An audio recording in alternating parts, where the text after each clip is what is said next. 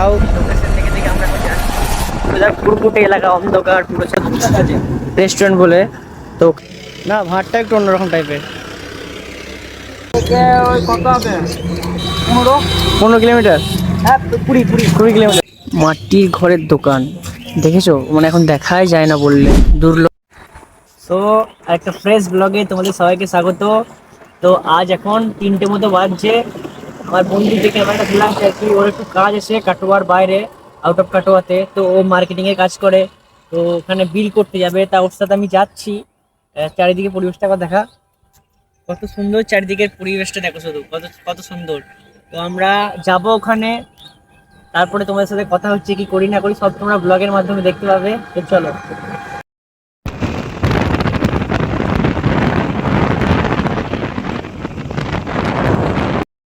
জিনিস দেখায়, আকাশটা দেখো, লেভেলে থাকবে, লেভেলে।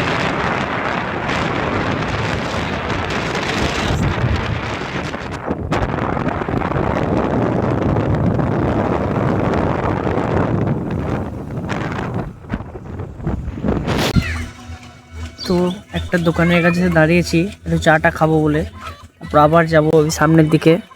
এখন অনেক রাস্তা যেতে হবে। এই হেলমেট চশমা সব খুলে নিয়েছি, এখন আর সেরকম রোদ নেই। পুরো গ্রামের মধ্যে আছি, মানে এখানে পরিবেশটা পুরো আলাদাই। আমাদের শহরের দিকে যেমন চারিদিকে গাড়ি ঘোড়া ধোঁয়া এগুলো আছে, তো এর মধ্যে কিছুই নেই। গ্রামের মধ্যে কত শান্ত পরিবেশ, একটা আলাদাই নিরিবিলি এলাকা। তো চলো আবার সামনের দিকে যাই, তারপর তোমার সাথে কথা হচ্ছে। যাচ্ছি আমি। তো এখানে একটা মোড়ে দাঁড়িয়েছি, ওই সামনে কালী ঠাকুরের মন্দির। দেখো, আর একটা জিনিস তোমাদের দেখাই, দেখো মাটির ঘরের দোকান দেখেছো, মানে এখন দেখাই যায় না বললে দুর্লভ বলে যাকে। মাটির চালা করা আছে। আই থিঙ্ক ওটা মিষ্টির দোকান, এটা মিষ্টির দোকান, আর ওটা চায়ের দোকান। দেখো পুরো মাটির।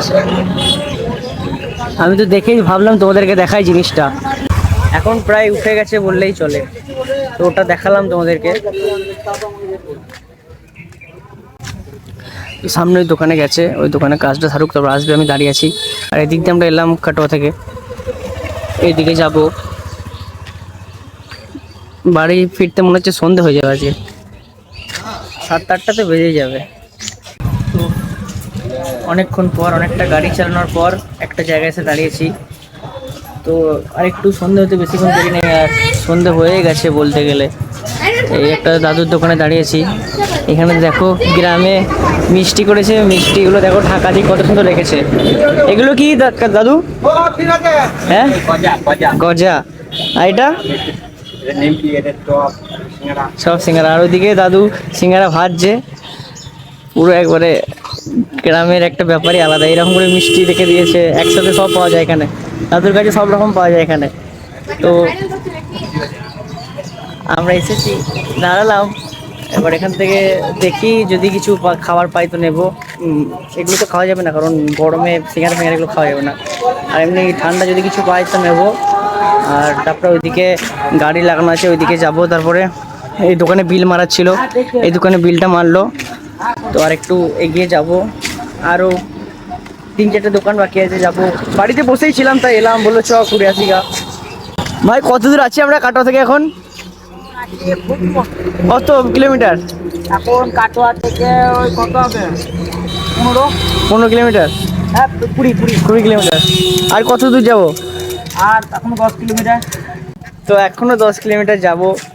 ভালোই লাগছে বেশ, বাইরের চারিদিকে পরিবেশটা। ঘরে বসেই ছিলাম তো ভালো লাগছিল না, শরীরটাও সেরকম ভালো নেই, গলা শুনে বুঝতে পারছো হয়তো তোমরা। তো ওইদিকে সামনে আরও যাবো, আর 2-3টে দোকান বাকি আছে, তো তারপরে বাড়ির দিকে যাব। তো তোমরা থাকো ব্লগের সাথে। আর এখানে একজনের সাথে দেখা হয়েছিল, তো সে বলছে যে দোকানটা ভাইরাল করবে নাকি। এরকম করে মাঝে মাঝে এক একজন বলে না, হাসিও লাগে, কি বলবো। চ, যে যা বলছে বলুক, আমি তো আমার কাজ করে যাই নাকি। চ দুনিয়া সে লোকেশন চালু আছে তো, ঠিক আছে চ।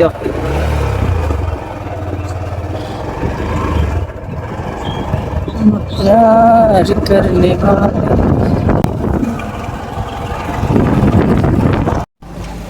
তো এখন আমরা আছি পালিশ গ্রাম দেখো লেখা আছে পোস্টারে পালিশ গ্রাম। তো এখানে দুটো দোকানে বিল মারা বাকি আছে, মারবে।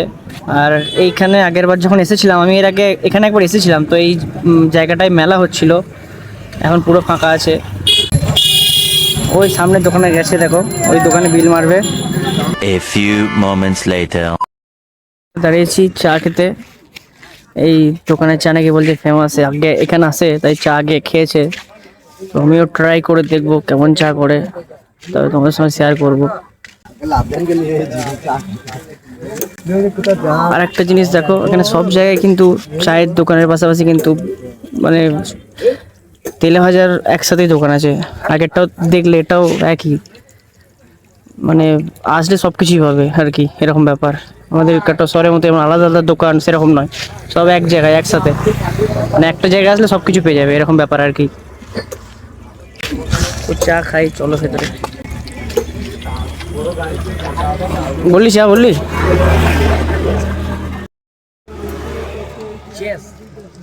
আবার চিয়েস করিস না। তো চা নিয়ে নিয়েছি। এখানে দেখো ভাতটা একটু অন্যরকম টাইপের, না ভাতটা একটু অন্যরকম টাইপের। তুই তো খেলে, আমি খেয়ে দেখি তারা কেমন টেস্ট।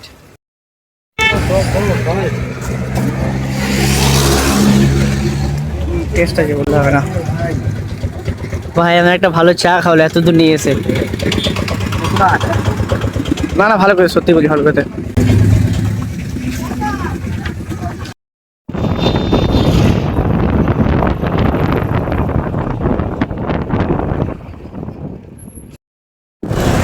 তো এখন আমরা আছি নতুনহাট। নতুনহাট ব্রিজটা সামনে পড়বে, তো তোমাদের দেখাই দেখো নতুনহাট ব্রিজ, যেটা এই ব্রিজে উঠছি।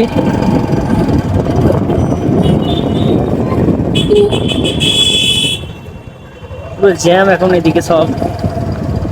ব্রিজটা সেতুটার নাম তোমাদের দেখাই, এটা হচ্ছে কি লেখা আছে, লোচন দাস সেতু। ঘুরি নি ওই রাস্তাটা। তো ব্রিজটা তোমাদেরকে যাওয়ার সময় দেখাবো। আর এখানে কাজ হয়ে গেছে, এরপর এই রেস্টুরেন্ট আছে একটা, বন্দে ভারত রেস্টুরেন্ট বলে। তো ওখানে কিছু আমরা স্ন্যাক্স খাওয়া দাওয়া করবো, তারপরে তোমাদেরকে ব্রিজটা দেখাচ্ছি। যেটা নতুনহাটে যে ব্রিজটা তোমাদের বললাম ওটা দেখাবো। তখন আর যেতে পারলাম না, বলেছিলাম দেখাবো আগে, কিন্তু এদিকে একটা দোকান পড়ে গেছিলো, দোকানে বিলটা মারলো। এরপর দেখাবো চলো, তার আগে একটু এই রেস্টুরেন্টে খাওয়া দাওয়া করবো, তারপর যাব। তো আর একটা দোকান খোঁজা বাকি আছে, যাচ্ছি। দেখো চারিদিকে পুরো অন্ধকার রাস্তা, লোকেশন থেকে থেকে আমরা এখন যাচ্ছি। পুরোপুটে এলাকা অন্ধকার, পুরো আলো থাকতে বেরিয়েছিলাম, এখন অন্ধকার হয়ে গেছে চারিদিকে। এখনো একটা দোকান খুঁজে পাচ্ছে না, দোকানটা ভিজিট করবে, তারপরে তারপরে দেখো গা ছমছমে ব্যাপার, অন্ধকার দেখো চারিদিকে অন্ধকার ফুটে। কখন বাড়ি যাবো কেউ জানে না, নয় বাড়ি যাবো তো আজকে আমরা। ফোনে বেশি চার্জও নেই, তো চলো আগে যাই, তারপরে তোমার সাথে কথা হচ্ছে।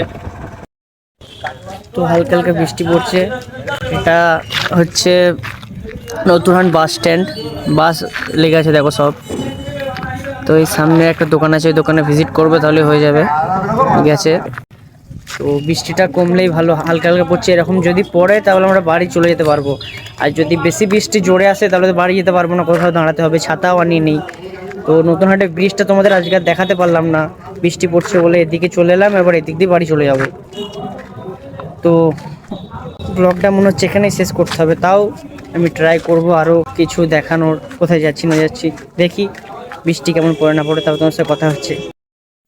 বৃষ্টি হচ্ছে, আমরা হাই রোড দিয়ে চললাম এখন। আমাদের কাটোর ওইদিকে বৃষ্টি হয়নি, আমি ফোন করেছিলাম বাড়িতে, কাটোর বৃষ্টি হয়নি। হেলমেটটা খুললাম বলে তুই ঘর বললাম, হেলমেট ছাড়াই চললো। ইট ভাটা মধ্যে দেখা চললাম, যে কাটোয়া রোড। তো বাড়ি যাই, তারপর